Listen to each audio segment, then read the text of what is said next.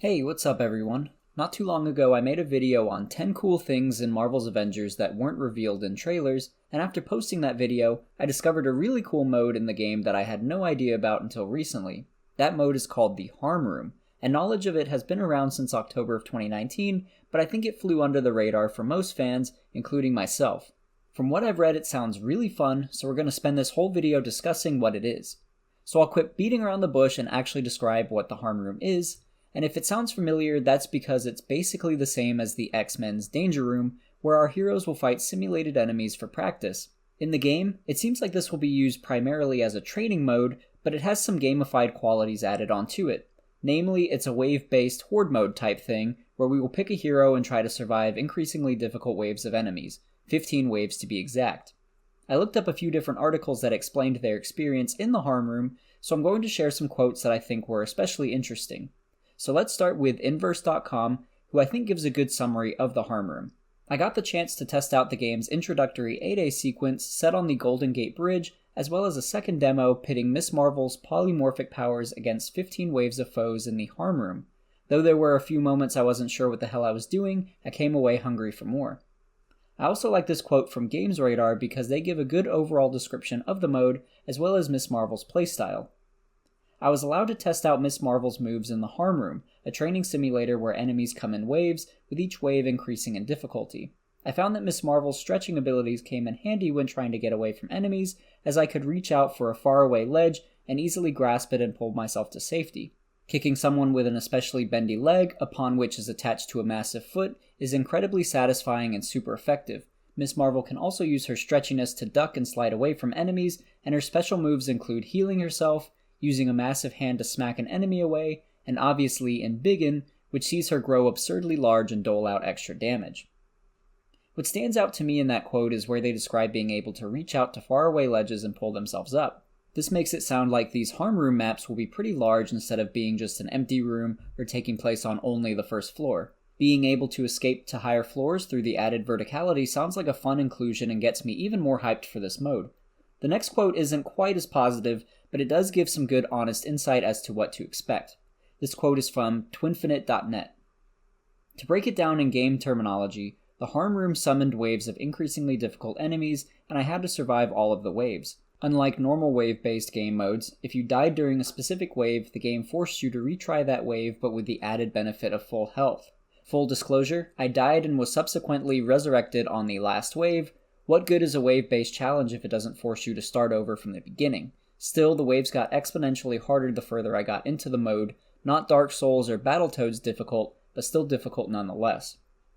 So this quote is obviously a little bit more worrisome because, I agree, a wave-based challenge that lets you redo a wave takes all the consequence out of losing and ultimately reduces the fun of the challenge. So I hope this gets updated by the developers. I know the H.A.R.M room is meant to be a training room, but the challenge of surviving waves of enemies is part of the fun, so I think starting over from the beginning is a fair penalty for losing. I wouldn't even mind if the wave checkpoints were optional. I do like that the article mentions that the H.A.R.M room is still a good challenge overall. Even if we just redo the waves, as long as the mode is fun and challenging overall, I'd be more inclined to return to it. Although since this demo was for the press, it's possible the wave checkpoints were added to help these reviewers make it through the waves easier. I could totally see a scenario where someone writes that the mode is bad because it was too hard or they died too much. Either way, this was all the way back in October, so I'm sure modifications have been made. Another interesting quote comes from noisypixel.net, who describes the different enemy types as well as the final boss. Inside, Square Enix showcased 12 new enemy types, including men with missile launchers, robots with energy swords, toxic gas grenade men, and more. The 15 waves we had access to were surprisingly tricky as I got into the teens, forcing me to prioritize certain enemy types ahead of others, ultimately ignoring the demo's final enemy, the Dreadbot, until it was the last thing standing. We've seen the Dreadbot before in some trailers and it's pretty large. I wasn't expecting such a large enemy to be the final boss of the H.A.R.M room since it's supposedly just a training room, but this is a welcome inclusion. I would also assume that the H.A.R.M room mission they played took place in the American Southwest desert region, since that's where we have been seeing the Dreadbot in the trailers. My assumption is that there will be more than just one location for the H.A.R.M room too, and if that's indeed the case, it will be interesting to see what final bosses are included for each map. It would be cool to finish up against someone like Taskmaster or Abomination. The final quote I have is from PCinvasion.com. There were a couple of close calls, especially as the AIM robots started to come in with specialized weapons like shields and shock batons.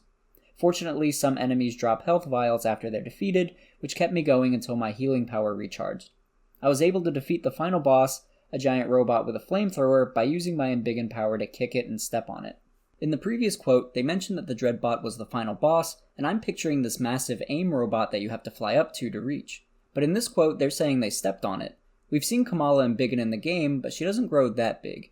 So either this flamethrower enemy is a different one and the final enemy is random, or this is a smaller version of the Dreadbot, similar to what we see Hank Pym go up against in the Pym Tech trailer. I only recall seeing the Dreadbot use laser attacks as well, but maybe it has a flamethrower power too. Either way, I really love the idea of a final boss amongst a wave of enemies for the final wave. Although it's not a deal breaker, it would be cool to have some other bosses in the H.A.R.M room as well, like Taskmaster, instead of it always being the Dreadbot. The quote also mentions that the enemies drop health vials when they're defeated. I think that's what these green things are that drop on the ground sometimes when you beat an enemy. I'd been previously trying to figure out what those exactly were, but I think that answers that. So after reading all of those quotes about the H.A.R.M room, I still have a few questions about the mode overall. One of those questions is whether or not we can play the H.A.R.M room in co-op. The demo that these journalists got to play was of course single player and limited only to Kamala Khan, although I'm sure in the main game we can pick whatever Avenger we'd like. If I had to guess, I would assume this would be a single player only mode, since it sounds like the premise is for the H.A.R.M room to be a fun and challenging training room for the purpose of testing abilities and getting comfortable with a character's gameplay strategy. But this could be a fun co-op mode if the developers decided to implement that functionality. The co-op Warzone missions have a dynamic scaling, meaning that the difficulty of the mission will scale based on each player's individual level, so they could potentially implement this into the H.A.R.M room as well.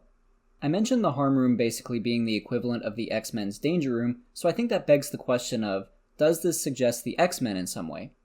I think yes and no, and I'll explain why. The reason I say there is a chance is because this could be referencing the X-Men existing in this universe, since the name is so obviously ripped from the Danger Room. Assuming Tony Stark helped to create the H.A.R.M room, I could see the writers including a fun Easter egg such as Kamala saying that the H.A.R.M room is a lame name, and Tony responding that he wanted to call it the Danger Room but the name was taken. In a scenario like that, I could see this being an opportunity to expand the in-game universe and tease other characters and possibly other games. Square Enix actually has a contract for more Marvel games beyond the Avengers, which leads me to believe that they will all be tied together similar to the movies, so this could be a fun way to tease up a future X-Men game. It is already rumored that the Guardians of the Galaxy is the next game after Avengers.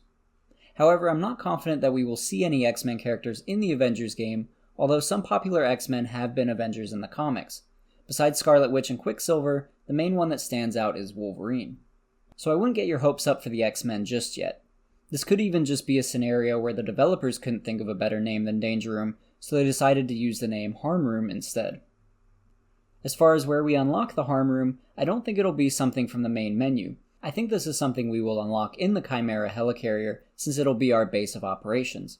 In the game overview trailer, it's revealed that we will upgrade features of the Chimera as we progress the game. I would assume that one of those features would be the H.A.R.M room. Since the Chimera was originally going to be a helicarrier specifically for the Avengers, it makes sense to me that they would have installed some kind of training room in the helicarrier to use in between missions, similar to the X-Men having the Danger Room in the X-Mansion. So this would be a good story reason as to why our heroes would have access to a training room in the game.